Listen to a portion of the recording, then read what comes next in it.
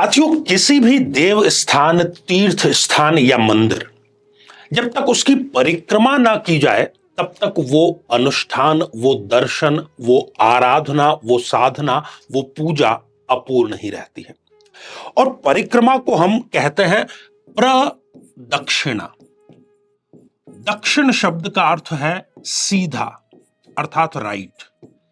तो कहने का अर्थ, तात्पर्य यह है कि जब हम परिक्रमा कर रहे होते हैं तो मंदिर का जो गर्भगृह है, जो देव मूर्ति है, वो हमारे राइट हैंड, हमारे सीधे हाथ की तरफ होनी चाहिए और इसी प्रकार से हम वो परिक्रमा पूरी करते हैं। इसको हम यदि अंग्रेजी में कहें तो परिक्रमा क्लॉक वाइज होनी चाहिए। और क्लॉक वाइज जो परिक्रमा है वही सीधी, सही और सटीक परिक्रमा होती है।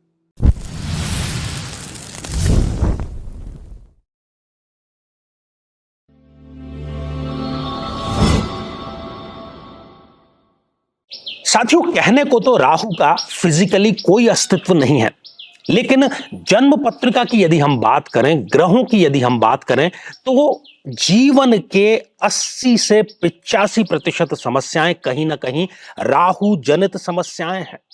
ऐसी सभी समस्याओं से यदि आप निजात चाहते हैं, आपकी भी जन्म पत्रिका में राहु की प्लेसमेंट गलत है और अभी आपको राहु की महादशा चल रही है और वो बहुत लंबी महादशा होती है। यदि आप राहु देव की शांति कराना चाहते हैं और राहु की इस महादशा को शांति पूर्वक बिताना चाहते हैं, तो जरूर भाग लीजिए 8 मई 2024, जो कि देव पितृ कार्य अमावस्या है और राहु शांति के लिए एक सर्वोत्तम अवसर है। जरूर इसमें आप भाग लेकर के राहु शांति भी कराएंगे और अपनी जो महादशा है उसको शांति पूर्वक बिताने में यह आपके लिए मील का पत्थर अवश्य साबित होगी।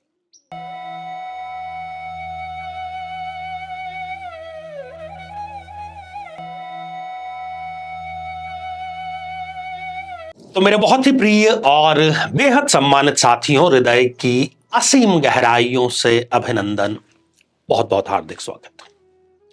साथियों, आचार्य जी के उपाय इस चैनल में हमारे जो नियमित दर्शक हैं वो जानते हैं कि बहुत ही आसान और बहुत ही असरकारक उपाय हम आपको बतलाते हैं और जिससे कि हजारों लोगों को फायदा हो चुका है, क्योंकि ये सारे के सारे उपाय न केवल सरल है बल्कि शास्त्रीय भी हैं और शोधपरक भी हैं।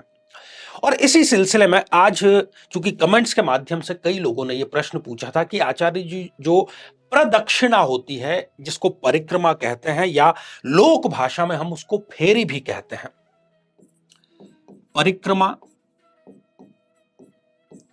या प्रदक्षिणा जिसको हम कहते हैं, या फेरी, ये लोक भाषा का शब्द है।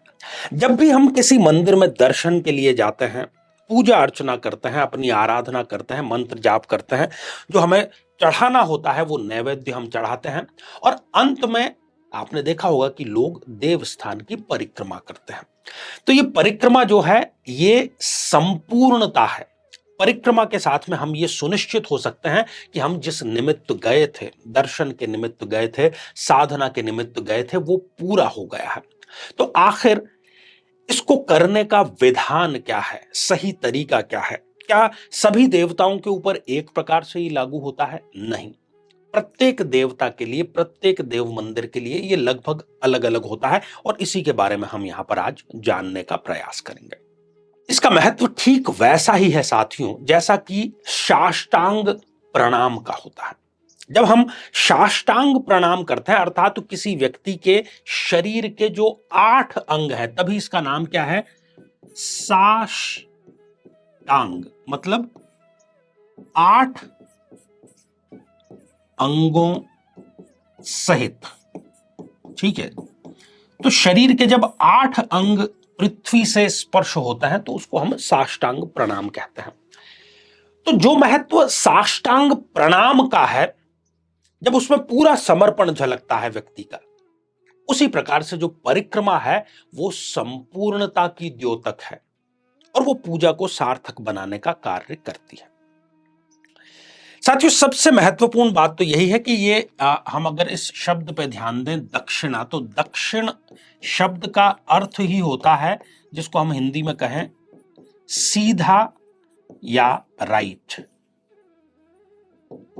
तो आपने देखा होगा कि जब आप किसी मंदिर की परिक्रमा करते हैं तो आपके राइट हैंड का जो साइड है, जो राइट साइड है आपका, वो देव मूर्ति की तरफ होता है, वो मंदिर के गर्भगृह की तरफ होता है। तभी हम इसको कहते हैं ना कि प्रदक्षिणा, अर्थात अपने दक्षिण भाग की तरफ से आप परिक्रमा करते हैं।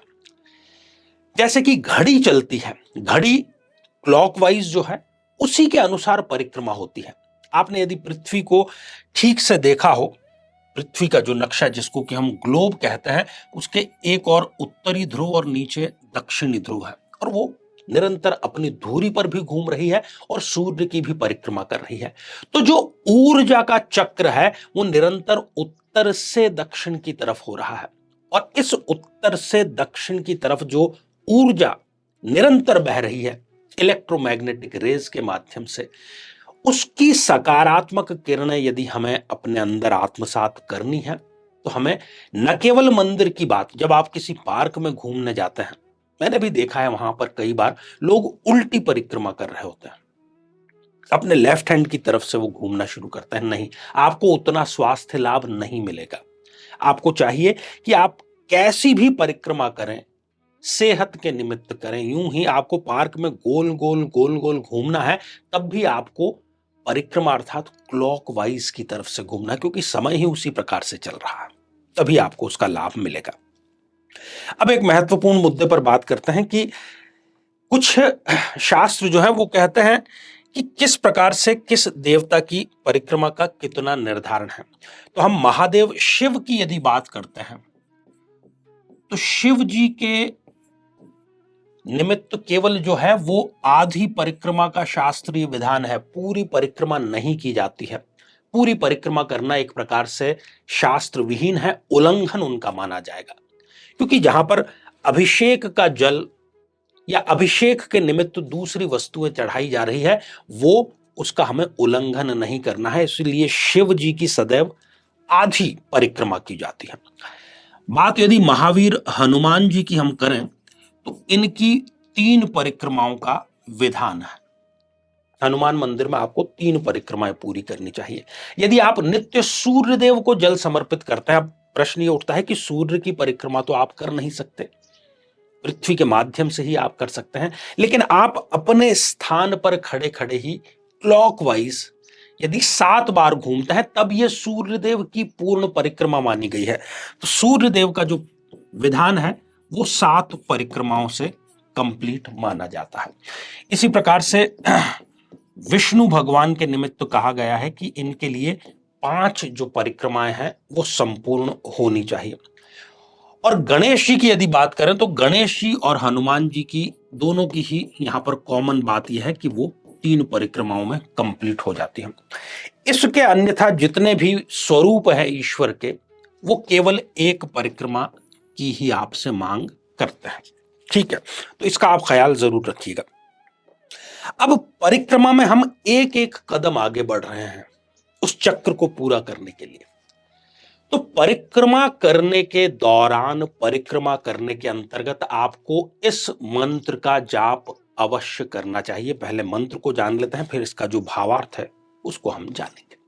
साथियों, मंत्र कुछ इस प्रकार है: यानी कानी च पापानि जन्मांतर कृतानि च तानि सर्वाणि नश्यन्तु प्रदक्षिणे पदे पदे। साथियों, ये मंत्र ये कहता है कि मैं परिक्रमा करते समय जो एक एक कदम, एक एक पद बढ़ा रहा हूं, उस एक एक पद के साथ में मेरे पिछले जन्मों में किए गए जाने अनजाने जो पाप कर्म है वो इस परिक्रमा के एक एक पद के माध्यम से उसको संचित रूप में समाप्त कर दिया जाए। उसका जो दुष्कर्म का फल है वो मुझे ना मिले, इस प्रकार की एक क्षमा याचना ये मंत्र जो है वो हमें करता है। तो इसका ख्याल आपको जरूर रखना चाहिए। तो साथियों, परिक्रमा और प्रदक्षिणा के लिए जो अनिवार्य जानकारी थी उसके लिए आज के लिए हम इतना ही। जीवन में किसी समस्या का सामना कर रहे हैं, जैसे कि शादी में देरी होना, पति पत्नी में मनमुटाव या तलाक तक की नौबत आ जाना, संतान का प्राप्त न हो पाना, नौकरी या धन प्राप्ति में बाधा आना, जीवन के प्रत्येक क्षेत्र में किसी न किसी प्रकार की बाधा आना, तो आज ही अपनी जन्म पत्रिका का संपूर्ण विश्लेषण करवाएं और पाएं समस्या से सदैव के लिए मुक्ति। और अब हम चलते हैं आज के हमारे कमेंट के चरण की तरफ। तो साथियों, पहला ही जो कमेंट है ये शकुन शरण जी का आया है। आचार्य जी सादर चरण स्पर्श, सादर प्रणाम Acharya ji, absolutely accurate prediction, it's always happen, thanks for precious guidance, accept my humble and heartiest regards, blessed me always. बहुत बहुत साधुवाद और धन्यवाद आपको और आशीर्वाद हृदय की असीम गहराइयों से। साथियों, अगला कमेंट भी हमारे नियमित दर्शक दुर्गा जे जी का है। Every time what you are saying 100% correct guruji, awesome remedies, धन्यवाद गुरुजी। दुर्गा जी, आशीर्वाद हृदय की असीम गहराइयों से। और अगला कमेंट भी नियमित दर्शक देवराज सुमन जी का है। गुरुजी प्रणाम, सूर्य मंत्र जाप में जो माला का प्रयोग करना है उसको संस्कारित भी करना है या मार्केट से लेकर डायरेक्ट यूज करना है, प्लीज सजेस्ट। देखिए, अभिमंत्रित जो माला है उसका बहुत शीघ्र ही और बहुत गहरा लाभ आपको मिलता है, इसलिए अभिमंत्रित माला का प्रयोग आपको करना चाहिए। तो साथियों, आज के लिए केवल इतना ही, और इसी मंगल कामना के साथ में कि आप सभी स्वस्थ, समृद्ध और शांतिपूर्वक जीवन व्यतीत करें।